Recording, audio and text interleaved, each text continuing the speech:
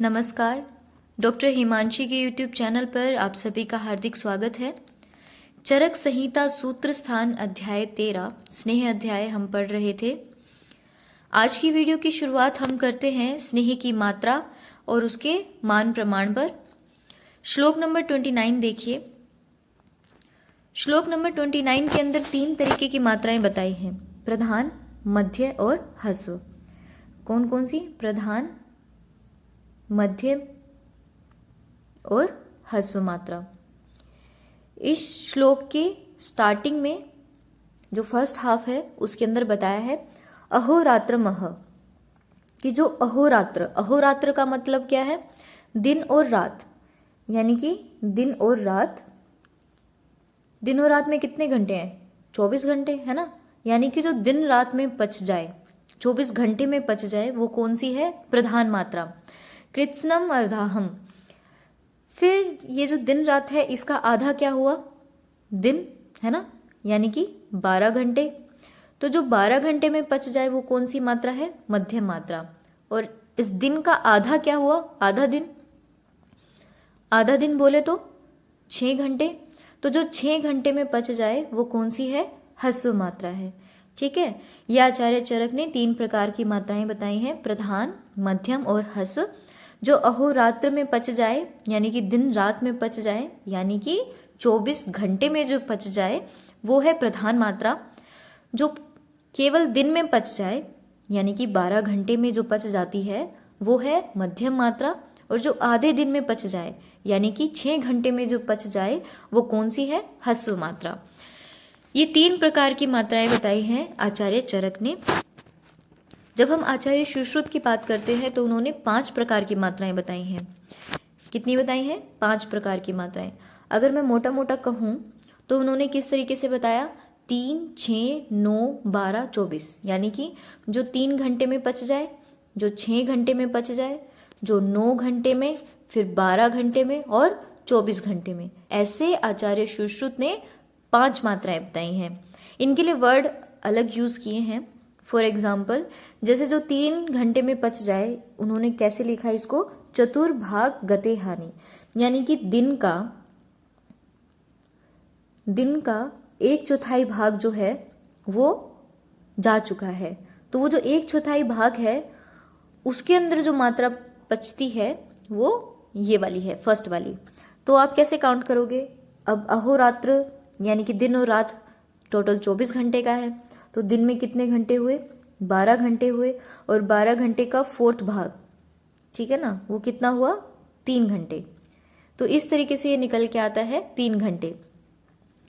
6 घंटे के लिए क्या बोला उन्होंने? अर्ध दिवसीय मात्रा। अर्ध दिवसीय मात्रा यानी कि आधे दिन की मात्रा। 9 घंटे के लिए उन्होंने क्या बोला है? 9 घंटे के लिए उन्होंने बोला है चतुर्भाग अवशेषित, जो 1/4 भाग बचा हो दिन का। तो वो जो बाकी का पूरा दिन जो गया है, यानी कि 9 घंटे, है ना। फिर उसके बाद उन्होंने 12 घंटे के लिए लिया परिणते अहनि, और 24 घंटे के लिए तो पता ही है, ठीक है। तो इस तरीके से आचार्य सुश्रुत ने 5 मात्राओं का वर्णन किया है। आचार्य वाग्भट 3 मात्रा बोलते हैं, वो याम के अकॉर्डिंग बोलते हैं, जो 2 याम में पच जाए, जो 4 याम में पच जाए और जो 8 याम में पच जाए। तो आचार्य चरक 3 प्रकार की मात्राएं, आचार्य वाग्भट ये भी 3 प्रकार की, लेकिन वर्डिंग थोड़ी अलग है। जबकि आचार्य सुश्रुत ने 5 प्रकार की मात्राएं बताई हैं स्नेह की, ठीक है। फिर इसके बाद हम आते हैं श्लोक नंबर 32 देखिए कि स्नेह की कौन मात्रा किसके लिए उपयोगी है, ठीक है ना। तो इसके उत्तर में आचार्य ने क्या आंसर दिया? उन्होंने कहा कि तासाम प्रयोगान वक्ष्यामि पुरुषम पुरुषम प्रति, यानी कि जो भी आप स्नेह की मात्रा देते हो, ठीक है, वो पुरुष से वेरी करती है। हर एक पुरुष का अलग हिसाब है। किसी को मध्यम मात्रा सूट कर जाएगी, किसी को प्रधान मात्रा को भी वो इजीली पचा जाएगा, कोई सिर्फ ह्रस्व मात्रा तक ही पचा सकता है ना। तो पर्सन टू पर्सन वेरी करता है। अलग अलग मनुष्य की उसकी प्रकृति के अकॉर्डिंग, उसके कोस्ट के अकॉर्डिंग बिल्कुल डिफरेंट रहता है। तो हमें ऐसा नहीं है कि प्रधान मात्रा बोली है तो सबको प्रधान मात्रा दे देंगे, है ना। आपको उस इंसान की, उस पर्सन की प्रकृति, कोस्ट इत्यादि बहुत सारी चीज़ें देख के तब जाके उसको स्नेह का क्या करना है, प्रिस्क्राइब करना है। ठीक है, तो पुरुषम पुरुषम प्रति, पुरुष अलग अलग पुरुषों के अलग अलग भिन्न भिन्न मात्राएं होंगी। ठीक है, बिकॉज ऑफ देयर भिन्न भिन्न प्रकृति। ठीक है, तो ये श्लोक नंबर 32 में आचार्य ने ये जवाब दिया। फिर उसके बाद उसको और डिटेल में उन्होंने क्या कहा कि चलो ठीक है, ये तो आप समझ जाओगे, लेकिन किन लोगों में प्रधान मात्रा देंगे, किन लोगों में हम मध्यम मात्रा देंगे और किन लोगों में हम ह्रस्व मात्रा देंगे, ये आगे के श्लोक में हम देखते हैं। श्लोक नंबर 31 और 32, ठीक है, प्रधान मात्रा के लिए है। अब देखो, प्रधान मात्रा सेवन करने योग्य है रोगी एवं रोग। अब श्लोक नंबर 31 देखो, 31 में क्या लिखा, प्रभूत स्नेह नित्या, यानी कि जो मनुष्य नित्य, नित्य बोले तो लगातार या जिसको अभ्यास हो गया है, प्रभूत स्नेह, अधिक मात्रा में स्नेह सेवन का जो अभ्यासी है, उसको हम कौन सी मात्रा देंगे, प्रधान मात्रा। तो इस पे मैं 1 लिख देती हूँ कि पहली कंडीशन होगी जो प्रभूत स्नेह नित्य प्रतिदिन अधिक मात्रा में स्नेह का सेवन करता हो। दूसरा है शुद्ध पिपासा सहा नरा, ऐसा व्यक्ति जो शुद्ध बोले तो शुद्धा, पिपासा बोले तो प्यास, ठीक है, भूख और प्यास के वेग को सहन करने का अभ्यासी हो। तीसरा है पावकश्चो उत्तम बलो, पावक क्या है यहाँ पर, जठराग्नि है, तो ऐसे मनुष्य जिनकी जठराग्नि उत्तम बल वाली हो, तो उसको भी हम क्या देंगे, प्रधान मात्रा देंगे। ये शाम ये च उत्तम बले, और ऐसे मनुष्य जिनका शारीरिक बल उत्तम हो, ऐसे मनुष्यों को हम कैसी मात्राएं देंगे, प्रधान मात्रा। तो 4 कंडीशन इन्होंने पहले बताई श्लोक नंबर 31 में, प्रभूत स्नेह नित्य, शुद्ध पिपासा सहा नरा, पावकश्च उत्तम बलो और च उत्तम बले, ये शाम ये च उत्तमा बले, ये 4 कंडीशन दे दी। फिर उसके बाद श्लोक नंबर 32 में रोगों का वर्णन कर दिया कि इन इन रोग में हम प्रधान मात्रा दे सकते हैं। सबसे पहला उन्होंने क्या बताया, गुल, फिर सर्पदष्ट, विसर्प, फिर उसके बाद है उन्मता, उन्मता बोले तो उन्माद, कृच्छ मूत्र यानी कि मूत्र कृच्छ, और गाढ़ वर्चस्व। ये अब इन्होंने 6 रोग बता दिए यहाँ पर, ठीक है ना, कि इन 6 रोगों के अंदर हम क्या कर सकते हैं, उत्तम या फिर प्रधान मात्रा स्नेह की दे सकते हैं। अब इसको याद कैसे करेंगे हम, ट्रिक मैंने इस तरीके से याद किया था, ठीक है, आप कोई भी ट्रिक बना सकते हो, मैं मेरी ट्रिक को एक्सप्लेन कर देती हूँ।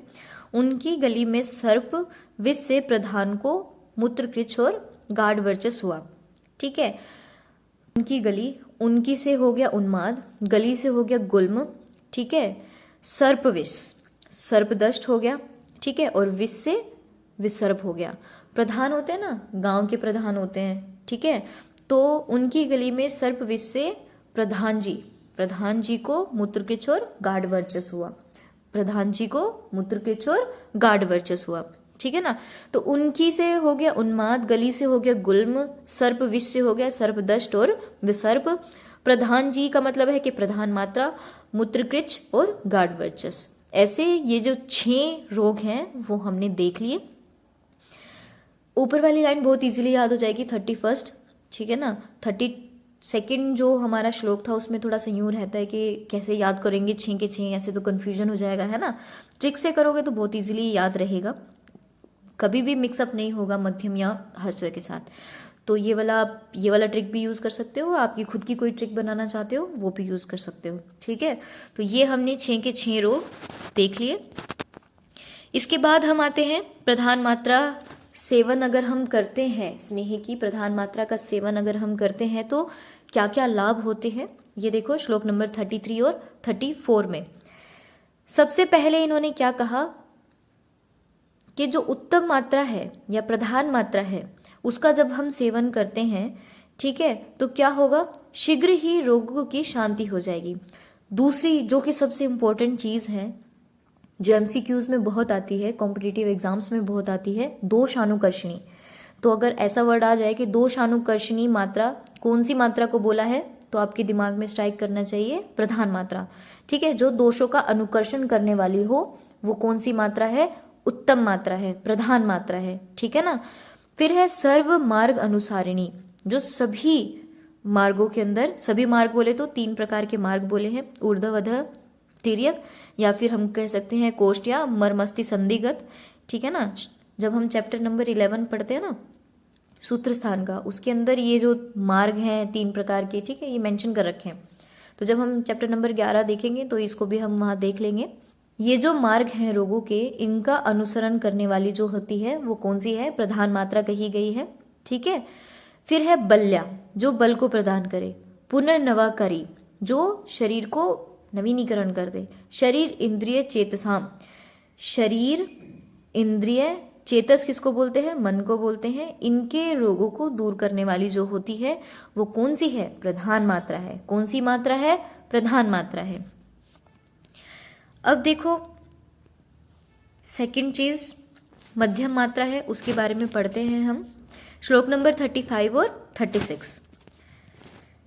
श्लोक नंबर 35 और 36 में क्या है, स्नेह की मध्यम मात्रा के सेवन योग्य रोग और रोगी। ठीक है, इसके अंदर मोस्टली रोग बता रखे हैं। अब देखते हैं, अरुषक, सफोट, पीड़िका, कंडू, पामा, ठीक है, अर्दित। फिर उसके बाद क्या है, कुष्ठिनश्च यानी कि कुष्ठ रोग। फिर उसके बाद क्या है, प्रमीट यानी कि प्रमेह, वात शोणित, वात रक्त। इनमें हमें क्या देना चाहिए, मध्यम मात्रा देनी चाहिए। ना अति भवाशिनश्चेव, ठीक है, ये जो आशिना बोला है ये क्या है कि जो अधिक ना खाता हो, न अति बहु आशिना, ठीक है, जो ज्यादा या मतलब अति भोजन नहीं करता हो। ठीक है ना। मृदु कोष्ठ, जिसका कोष्ठ कैसा हो, मृदु कोष्ठ हो। ठीक है, तो ऐसे मनुष्य को मध्यम मात्रा का सेवन कराना चाहिए, जिसका बल भी क्या है, मध्यम ही है। ऐसे मनुष्य को मध्यम मात्रा का स्नेहपान कराना चाहिए। ठीक है ना।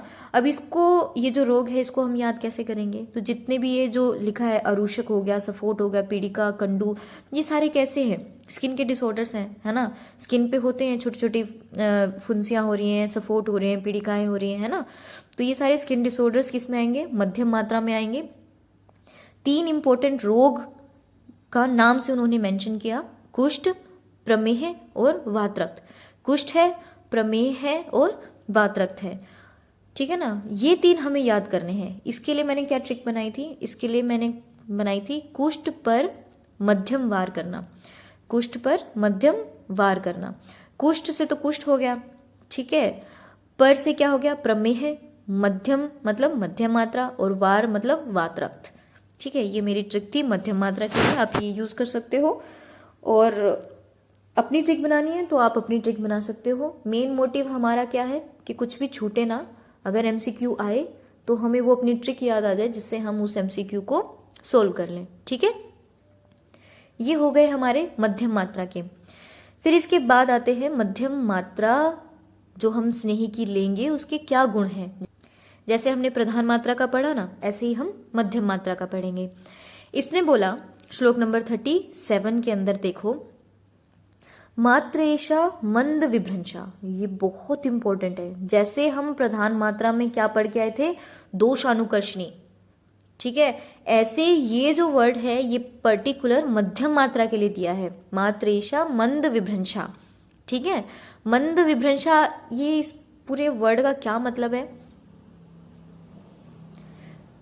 इसका मतलब ये है कि जो भी हम मध्यम मात्रा का स्नेह हम लेते हैं तो उसके सेवन से कोई भी अधिक उपद्रव नहीं होते, ऐसी संभावना नहीं है, तो वो मंद विभ्रंशा है। इस मात्रा का नाम इसलिए मंद विभ्रंशा रखा गया है। ठीक है, न च अति बलहारिणी, ना ही ये अधिक रूप से बल का हरण करती है।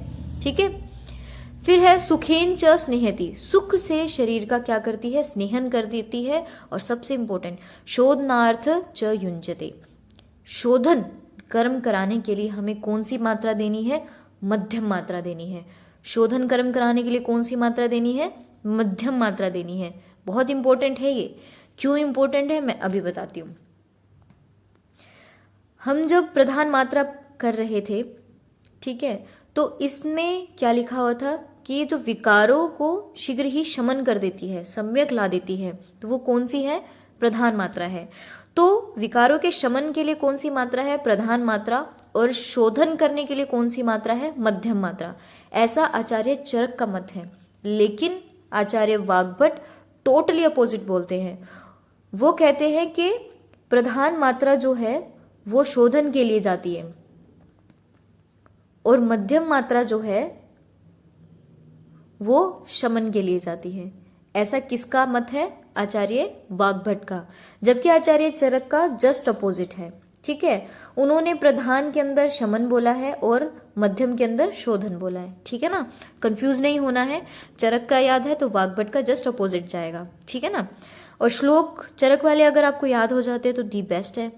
ठीक है ना, तो आपको इजीली याद हो जाएगा कि मंद विभ्रंशा किसे कहा है? मध्यम मात्रा को। शोधन के लिए किसे कहा है? मध्यम मात्रा को। शमन के लिए किसे कहा है? प्रधान मात्रा को।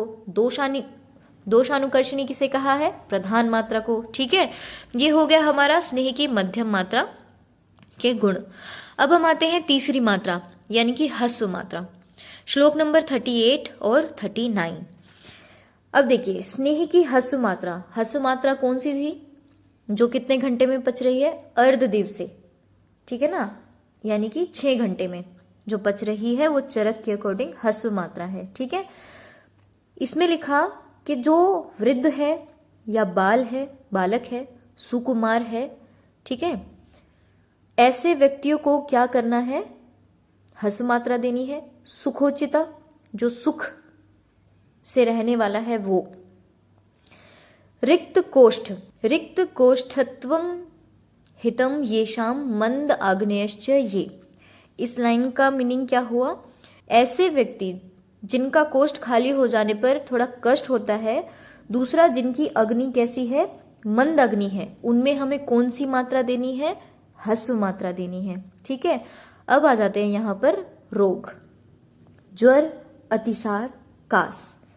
3 रोग बोले, ज्वर है, अतिसार है और कास है। ये 3 रोगों से जो चिर समुत्थिता, बहुत समय से जो क्या है? पीड़ित है इन 3 रोगों से, ज्वर से, अतिसार से और कास से। प्लस में जिनका बल भी कैसा है? अवर बल वाले हैं। ठीक है, तो ऐसे मनुष्यों को हमें कौन सी मात्रा देनी है? ह्रस्व मात्रा देनी है। दोबारा से देखते हैं। देखो, जो वृद्ध है, जो बालक है, या तो बूढ़ा होगा या बच्चा होगा, सुकुमार होगा, जो हमेशा सुख में रहने वाला है। ठीक है, तो वो कष्ट क्यों लेगा? है ना, वो ह्रस्व मात्रा लेने को वो कहेगा कि मैं ह्रस्व ले लेता हूँ। दूसरा, ऐसा कोई व्यक्ति है जिसकी अग्नि क्या है? मंद रहती है। 3 रोग से वो बहुत समय से पीड़ित है। कौन से 3 रोग है? ज्वर, अतिसार और कास। ठीक है, फिर उसके बाद है स्नेह मात्रा। ऐसे लोगों को देनी है ह्रस्व स्नेह मात्रा जिनका बल भी क्या है? अवर है, कम बल वाले हैं। ऐसे लोगों को क्या देनी है? ह्रस्व मात्रा। इसकी मैंने ट्रिक कैसे याद की थी कि ह्रस्व, ज्वर का ह्रस्व सार, ज्वर का ह्रस्व सार। ज्वर से हो गया तो ज्वर ही है, का से हो गया कास, ह्रस्व से ह्रस्व मात्रा और सार मतलब अतिसार। ठीक है, तो ज्वर, अतिसार और कास। ठीक है, ऐसे भी है। एक और मैंने ट्रिक याद की थी, मुझे याद आ रहा है कि ह्रस्व जकार, मैंने इस तरीके से भी याद की थी। ह्रस्व जकार, तो ज से ज्वर था, का से कास और र है तो जिसके रोग के अंत में र आ रहा है, अतिसार। ठीक है, बाकी उससे ज़्यादा इजी ये वाला पड़ रहा है, ज्वर, कास, ह्रस्व सार, ज्वर का ह्रस्व सार। ठीक है, फिर इसके बाद आता है हम श्लोक नंबर 40 पर, जिसमें ह्रस्व मात्रा सेवन जो करता है उसको क्या क्या गुण मिलते हैं वो वाली चीज। अब देखो, परिहारे सुखा। ठीक है, स्नेह की ह्रस्व मात्रा आपने ले ली है तो वो परिहार में सुगम है। च ऐशा मात्रा स्नेहन भृंगणी। ऐसी मात्रा जो होती है वो स्नेहन और भृंगण करने की मात्रा होती है। ठीक है, प्रधान मात्रा कौन सी थी? जो शमन करती है। मध्यम मात्रा कौन सी थी? जो शोधन करती है। ह्रस्व मात्रा कौन सी है? जो स्नेहन और भृंगण करती है। ठीक है, वृष्या, जो वृष्य है, बल देने वाली है। निराबाधा, जो बाधा उत्पन्न नहीं करती, किसी प्रकार की बाधा बोले तो किसी प्रकार का उपद्रव नहीं करती। चिरम चाप्यनुवर्तते। ठीक है। और वो क्या है, हमारे जो भी इसके गुण है ना वो हमारे शरीर के अंदर बहुत दिनों तक बनाए रखती है। तो ऐसी वाली जो मात्रा है वो कौन सी है, ह्रस्व मात्रा है, ठीक है ना। तो इंपॉर्टेंट क्या है, वृष्य और बल्य कौन सी मात्रा को कहा है, ह्रस्व को। स्नेहन और भ्रंगन करने वाली कौन सी मात्रा है, ह्रस्व है। परिहारे सुखा किस मात्रा को कहा है, ह्रस्व मात्रा को कहा है। तो ये हमारी 3 प्रकार की मात्राएं यहाँ पर समाप्त होती हैं। इससे आगे का हम नेक्स्ट वीडियो में देखेंगे। So stay tuned. Thanks for watching.